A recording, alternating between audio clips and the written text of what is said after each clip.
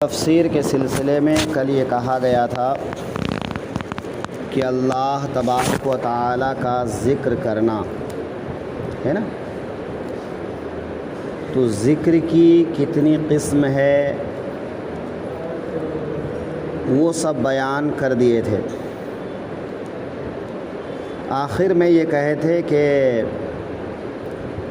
اللہ تعالیٰ کی نعمتوں کو یاد کرنا، اللہ تعالیٰ کا شکر بجا لانا اور اس کی ناشکری نہ کرنا۔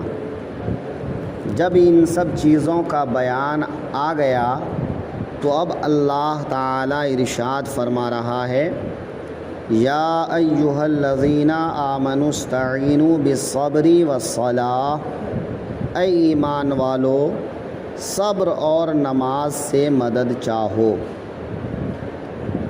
حدیث شریف میں ہے کہ سید عالم صلی اللہ علیہ وسلم کو جب کوئی سخت مہم پیش آتی نماز میں مشغول ہو جاتے، اور نماز سے مدد چاہنے میں نماز استسقاء اور صلاۃ حاجت یہ سب داخل ہیں۔ الغرض کل اس پر بھی کافی گفتگو ہوئی تھی کہ انسان کا طریقہ یہ ہے کہ آدمی جب کسی سے ملتا ہے تو اس کے پاس کوئی تحفہ لے جاتا ہے، یا رشتہ داروں کے پاس جاتا ہے تو تحفہ لے کر جاتا ہے۔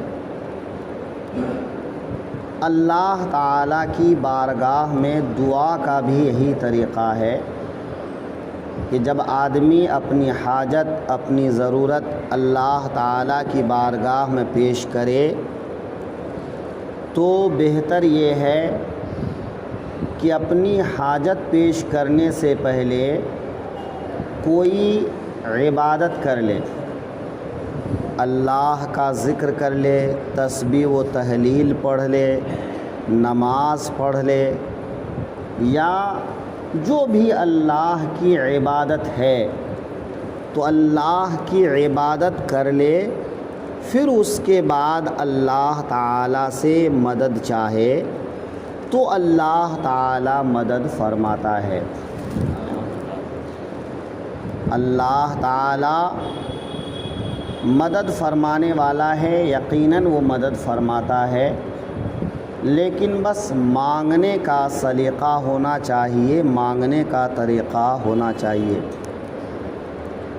ایک آدمی مسجد نبوی شریف میں بیٹھ کر اللہ تعالیٰ سے اس طرح سے مانگتا ہے کہ اے اللہ، میں تجھ سے مانگتا ہوں، اس لیے مانگتا ہوں کہ تو میرا اللہ ہے، تو میرا خدا ہے، تو میرا رب ہے، کہ میں تجھ سے نہیں مانگوں تو اور کسی سے کیسے مانگوں؟ تو میرا رب ہے، تو میرا پالنہار ہے، تو میرا مالک ہے، تو میرا خالق ہے، کہ میں تجھ سے نہیں مانگوں تو اور کس سے مانگوں، ہے نا؟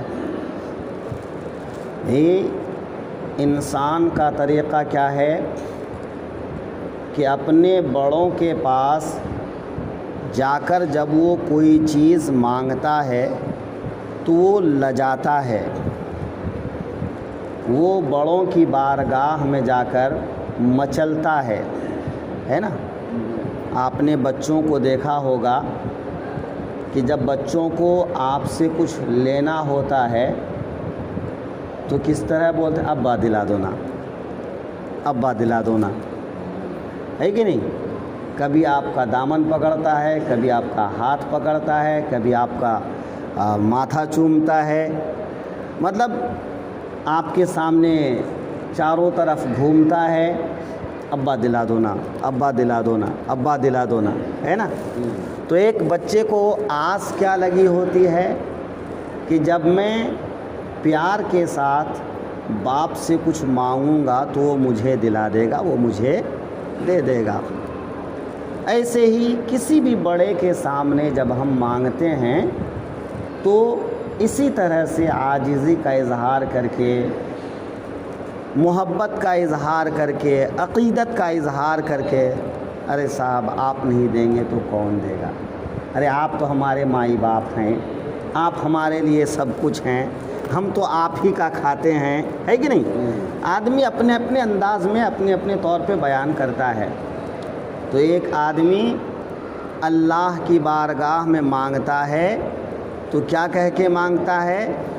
اے اللہ میں تجھ سے اس لیے مانگتا ہوں کہ تو جو میرا خدا ہے، تو میرا پالنہار ہے، تو میرا رب ہے، تو میرا مالک ہے، تو میرا خالق ہے، اس لیے تجھ سے مانگتا ہوں، ہے نا؟ پھر تجھ سے نہ مانگوں تو کس سے مانگوں؟ کون ہے جو دے گا؟ دینے والا تو ہی ہے نا؟ تو اللہ تعالیٰ فرماتا ہے صبر اور نماز سے مدد چاہو۔ نماز سے، جب آدمی اللہ کے لیے نماز پڑھتا ہے تو آدمی کے دل کو قرار ملنے لگتا ہے، سکون ملنے لگتا ہے۔ آقائے دو عالم صلی اللہ علیہ وسلم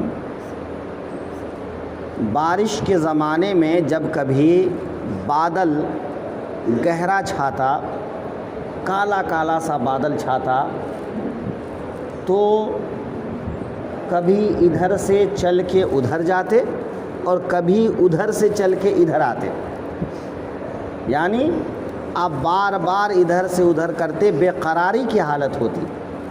تو اسی بے قراری کے عالم میں آقائے دو عالم ادھر سے ادھر جاتے آتے رہتے تھے۔ حضرت عائشہ نے پوچھا یا رسول اللہ صلی اللہ علیہ وسلم آپ اتنا بے چین اور بے قرار کیوں ہیں؟ تو فرماتے ہیں کہ قوم عاد اور قوم سمود پر اسی طرح عذاب تو آیا تھا کہ کسی پر بارش کا عذاب، کسی پر پتھر کا عذاب، کسی پر طوفان کا عذاب۔ تو جب جب میں آسمان پر اس طرح بادل چھایا دیکھتا ہوں تو مجھے ڈر لگتا ہے کہ کہیں میری امت پر ایسا عذاب نہ آ جائے، میری امت ہلاک نہ ہو جائے، میری امت برباد نہ ہو جائے۔ تو امت کی بربادی، امت کی ہلاکت اور امت کی تباہی سے ڈر کھا کر میں اس طرح سے کرتا ہوں۔ تو یہ آقا کریم کی انتہائی محبت ہے اپنی امت سے، ہے نا؟ تو جب آدمی بے قرار ہوتا ہے تو پھر اللہ سے مانگتا ہے۔ تو آقائے دو عالم ایسی حالت میں کیا کرتے تھے؟ پھر نماز میں کھڑے ہو جاتے، نماز میں مانگتے، نماز پڑھنے کے بعد اللہ سے دعا مانگتے۔ تو اللہ تعالیٰ نے کیا فرمایا؟ نماز سے مانگو، صبر سے مانگو، ہے نا؟ تو جب تم اس طرح مانگو گے تو اللہ تعالیٰ عطا فرمائے گا۔ یہاں پر ایک چیز، آج جب اہل سنت والجماعت کے لوگ اولیاء کرام سے مدد چاہتے ہیں تو وہابی دیوبندی اعتراض کرتے ہیں اور کہتے ہیں کہ غیر اللہ سے مانگنا شرک ہے، غیر اللہ سے کیوں مانگتے ہو، وہ تم کو کیا دے دیں گے؟ اس میں لمبی چوڑی تقریر ہو سکتی ہے، لیکن صرف اتنا عرض کرنا ہے کہ اللہ تعالیٰ کیا فرماتا ہے؟ نماز سے مدد طلب کرو۔ نماز اللہ تو نہیں ہے۔ صبر سے مدد چاہو، صبر اللہ تو نہیں ہے، یہ بھی تو غیر اللہ ہے نا۔ تو غیر اللہ کو وسیلہ بنا کر مانگنا تو اللہ تعالیٰ خود تعلیم دے رہا ہے کہ مجھ سے مانگو لیکن وسیلہ بنا کر مانگو۔ اب یہاں پر اللہ نے نماز کو وسیلہ بنانے کو کہا، صبر کو وسیلہ بنانے کو کہا۔ اور نماز اور صبر ہے کیا؟ اللہ کی بارگاہ سے قریب ہونے کا ایک ذریعہ۔ حدیث پاک میں ہے کہ جب انسان سجدے کی حالت میں ہوتا ہے تو وہ اللہ کی بارگاہ سے سب سے زیادہ قریب ہوتا ہے۔ جب وہ نماز میں ہوتا ہے تو وہ اللہ تعالیٰ سے مناجات کر رہا ہوتا ہے، باتیں کر رہا ہوتا ہے۔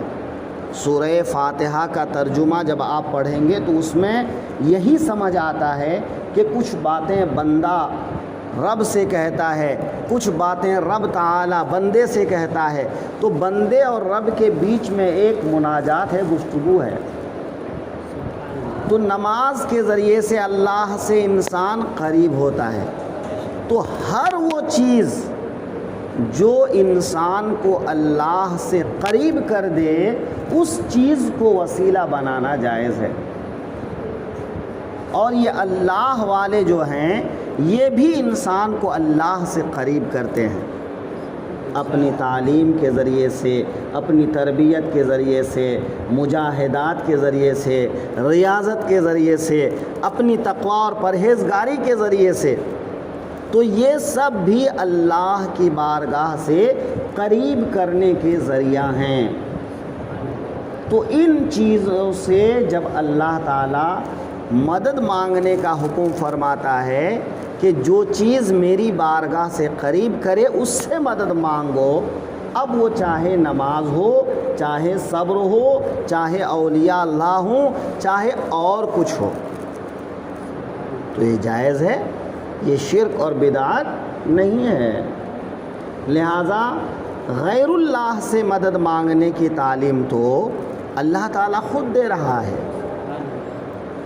ہاں، اللہ سے مدد مانگنا اور اللہ کے بندوں سے مدد مانگنا، اس میں فرق یہ ہوتا ہے کہ اللہ خود اپنی ذات سے مدد کرتا ہے اور اللہ کے بندے اللہ کی عطا سے مدد کرتے ہیں۔ تو اس فرق کو ہر مسلمان جانتا ہے، چونکہ مسلمان اس بات پر ہی ایمان لایا ہے کہ اللہ کے سوا کوئی نہیں دیتا، تو اللہ والوں کو دینے کی طاقت بھی جو دیا ہے وہ اللہ نے دیا ہے، اور جب اللہ ہی نے طاقت دیا ہے تو اللہ والوں سے مانگنا ایک طرح سے اللہ سے مانگنا ہے۔ یہ تو بس بیچ میں وسیلہ اور ذریعہ ہیں، ہے نا، کہ اللہ تعالیٰ ایسے بندوں کو قدرت دیتا ہے، اختیار دیتا ہے کہ جب وہ رب کی بارگاہ میں ہاتھ اٹھاتے ہیں تو پھر اللہ رد نہیں فرماتا ہے۔ تو غیر اللہ سے مانگنا شرک اور بدعت نہیں بلکہ قرآن پاک کی اسی آیت سے ثابت ہے۔ تو اللہ فرماتا ہے، اے ایمان والو صبر اور نماز سے مدد چاہو، ان اللہ مع الصابرین، بے شک اللہ صابروں کے ساتھ ہے۔ کہ جب انسان صبر کر لیتا ہے تو پھر اس کو ہر حال میں ایک مدد حاصل ہو جاتی ہے۔ کیسی مدد؟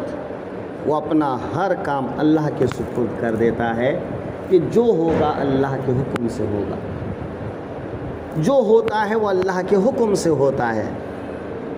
تو بس وہ اللہ ہی سے مانگے گا، پھر وہ ادھر ادھر نہیں بھٹکے گا، ہے نا، اللہ کی ناشکری نہیں کرے گا، اللہ کی نافرمانی نہیں کرے گا۔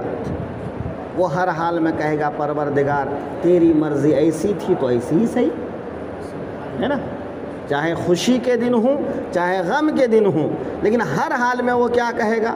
مولا تو راضی ہے تو میں تیری رضا پر راضی ہوں۔